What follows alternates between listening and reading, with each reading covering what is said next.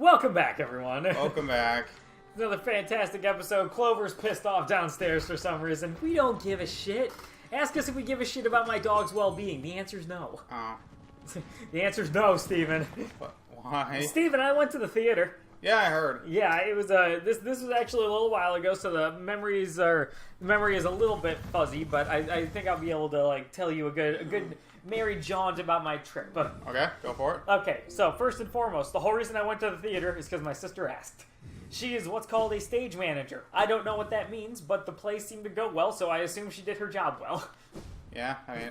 Can you give me a guess what a stage manager might do, Steven? I'm assuming set up props and stuff. Because, she's managing the stakes that they are on.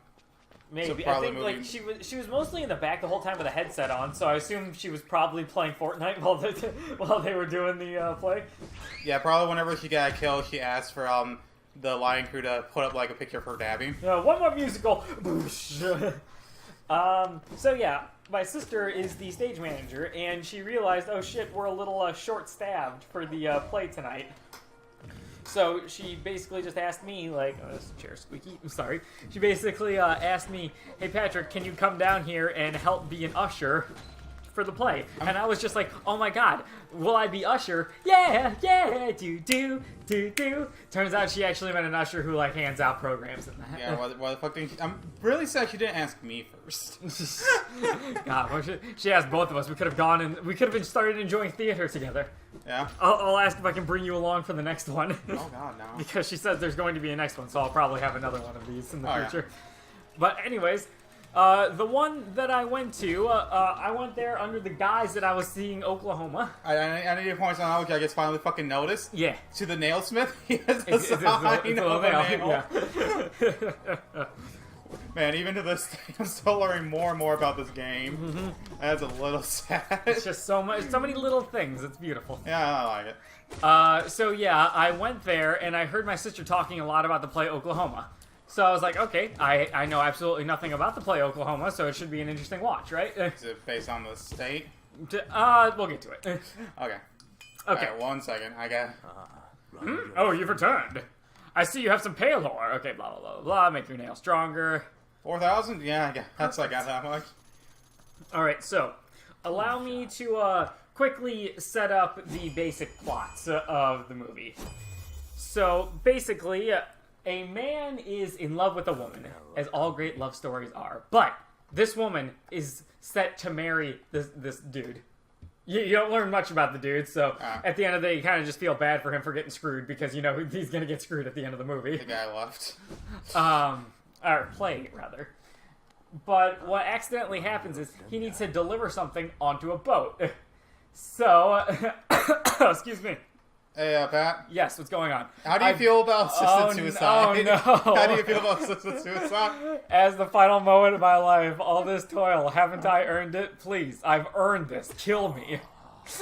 Wow, he just kind of flopped down there, didn't he? There's his nail on the left. No, it's always been here. Oh, okay. Alright, well, see you later, I guess, bro. So, when do I get the 4th upgrade?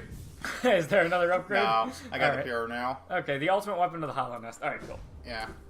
So he's delivering this stuff to a guy on a boat. The problem is the boat takes off with him on it. And he was supposed to leave so he could go down and sell all of the stock the man has. Unfortunately, now they're all stuck on a boat and wacky hijinks ensue. A murder spree? So, several different things. First off, you have the man trying to nab his true love.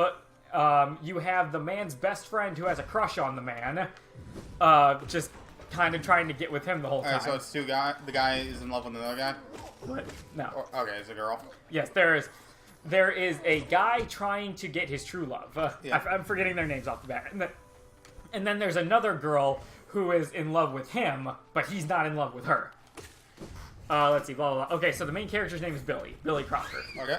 Billy is in love with... Me. Yeah, fuck, I'm trying to find the name out of all this. I think Hope. Yeah. Billy is in love with Hope, and Hope is going to get married to Elijah Whitney. So he needs to find some way to break apart the marriage. So the way he ends up deciding to do this, or the way that they end up accidentally trying to do it, is they end up befriending America's 14th most wanted criminal. Only 14th, huh? Yeah, they make fun of him for that. Because the number 1 most wanted criminal in America should have been on that boat, but he wasn't, and then Billy ends up getting mistaken for him. I think his name is Snake Eyes is the number 1. Oh yeah, and Moonface Martin. Public Enemy 13. Oh, 13? Yeah, Public Enemy 13 is his name. I mean, I said 14, so it's not that much better. That's a little, not much, but something. Okay, so yeah, Moonface and oh god, what's the girl who's in love with his name? Reno. Okay. Yeah, Reno and Moonface come up with this plan that Reno is going to try to seduce the husband, but here's the thing: the future husband is from Britain. Okay. He's English and doesn't understand like any American slang at all. He actually has like a bunch of notes that he's keeping down the whole time. It's like, darling, you send me, and I was like, send you where? What?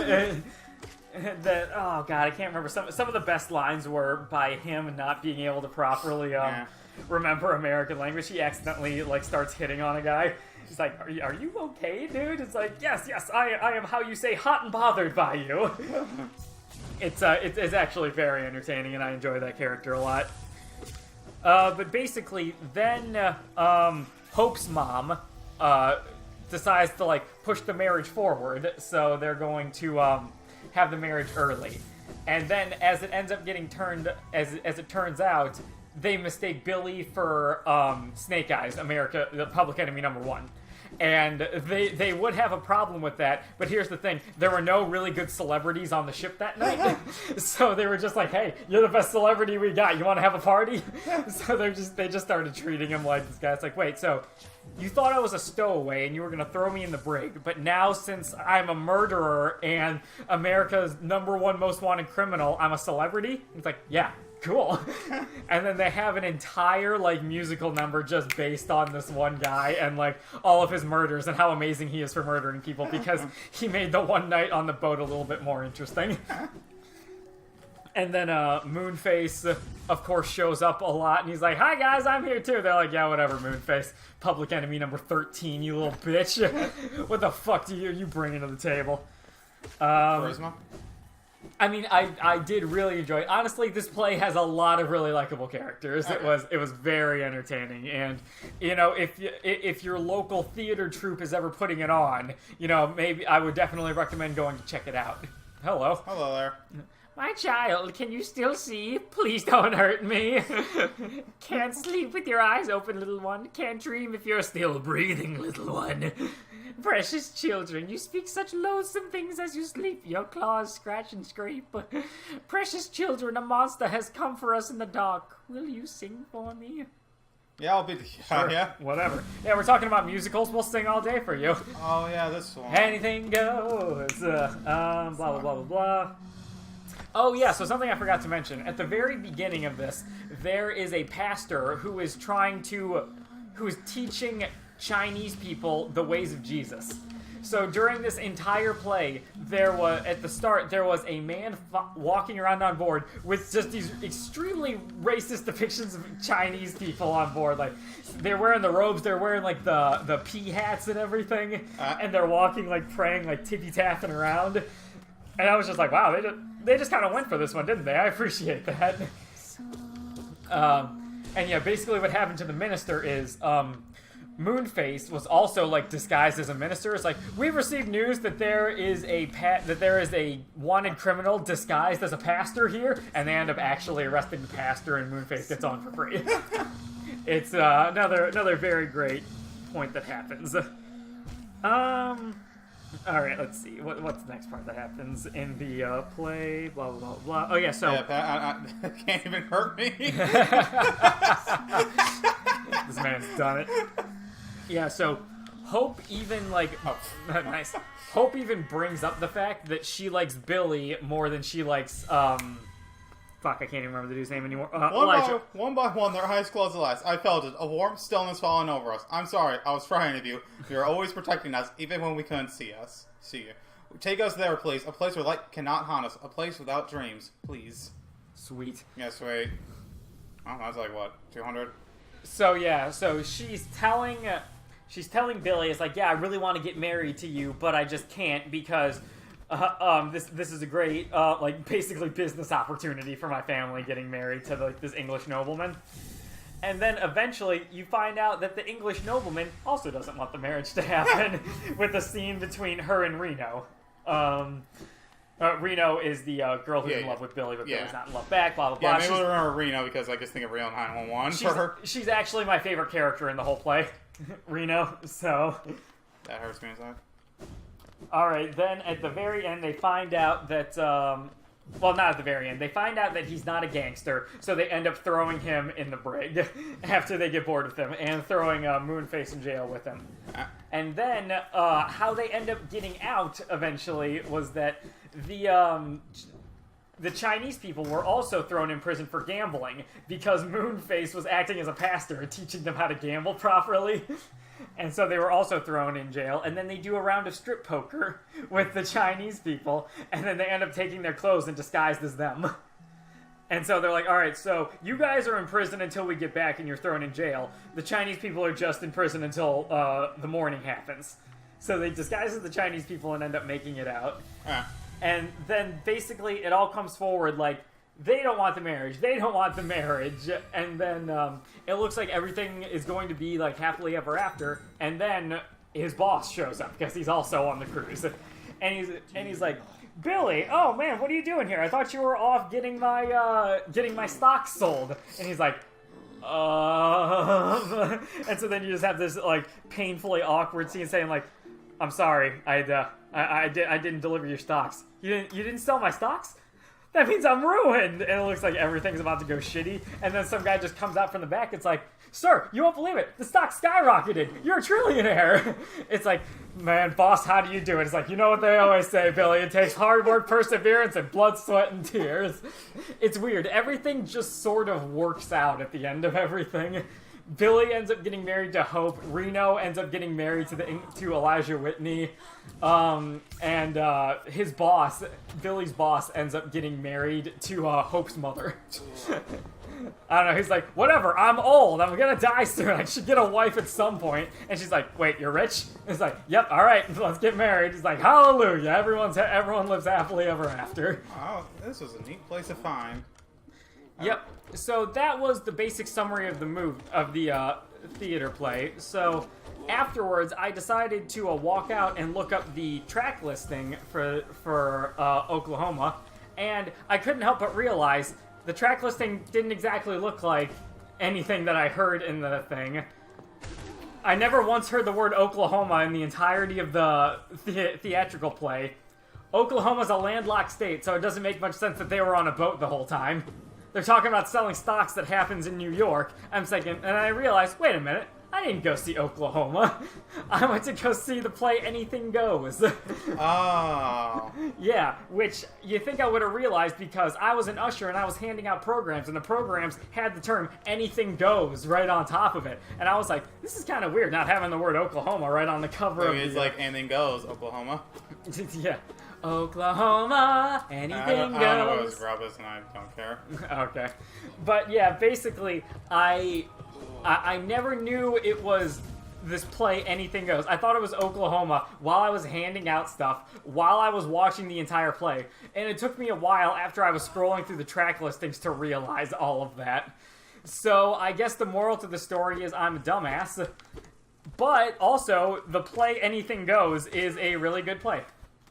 So, if by any chance you manage to find yourself in a theater setting, I don't know, maybe check and see if Anything Goes is playing around time. I do enjoy this play because it was written by a guy who was on a boat to escape his debtors. So I was like, you know what? I like it. He made criminals on a boat because he is currently a criminal on a boat. And it debuted on Broadway, so I guess he did pretty well with it, right? Maybe, I don't know. Yep. How many people actually care about Broadway anymore? I mean, if your play is going to be debuting anywhere, I'm pretty sure Broadway is the place to get it, like, announced. Like, just ask Lin-Manuel Miranda. I don't know what the fuck that is. He was on the last episode of My Brother and Me. He was the guy sitting in the chair talking in rhymes. Oh, okay. He wrote the play Hamilton. Oh. Yeah. I don't know what Hamilton is.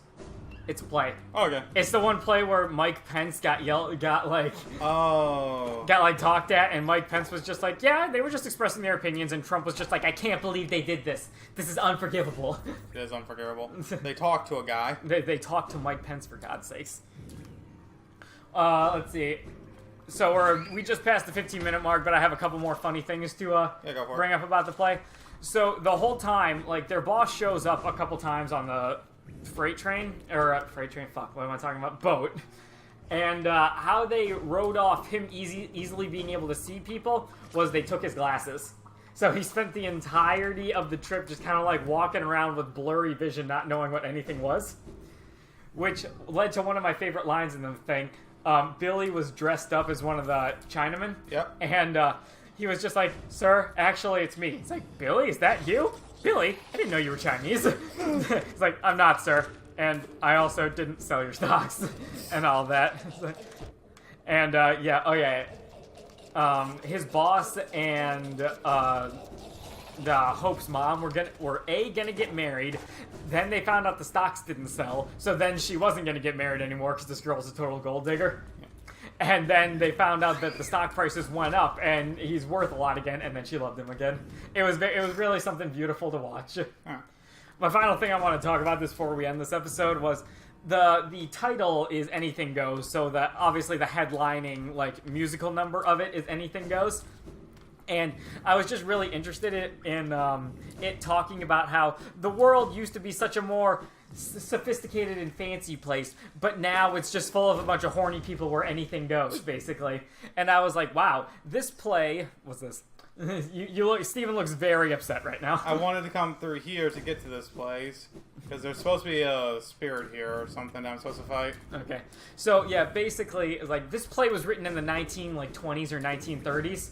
So it was just pretty interesting to me to note how, like, the same stuff people talk about nowadays is like, oh man, the world used to have class and standards, and now it's all bullshit. It's like, that was also what people were saying back in the 1920s. Yeah. I don't know. I just thought it was pretty interesting how, like, you know, the cycle keeps repeating itself. Like, man, society's sure going downhill, isn't it? It's like, I don't think so. I think we're fine. I don't think so. All right then. Well, that's a good note to end everything on. So. That is my theatrical review of Anything Goes, and one thing's for certain, anything's going with this guy bouncing around on screen right now. I hope you all enjoyed it. If you did, I might actually review Oklahoma at some point in the future, because my sister might ask me to usher that as well, so depending on how people like this, unless I get a massive amount of negativity on this one, I'll probably end up doing that sometime in the future as well. I mean, even if we get negative reviews, you're still gonna do it. I mean, yeah, probably. I don't care about our fans. Bye, everyone. Goodbye.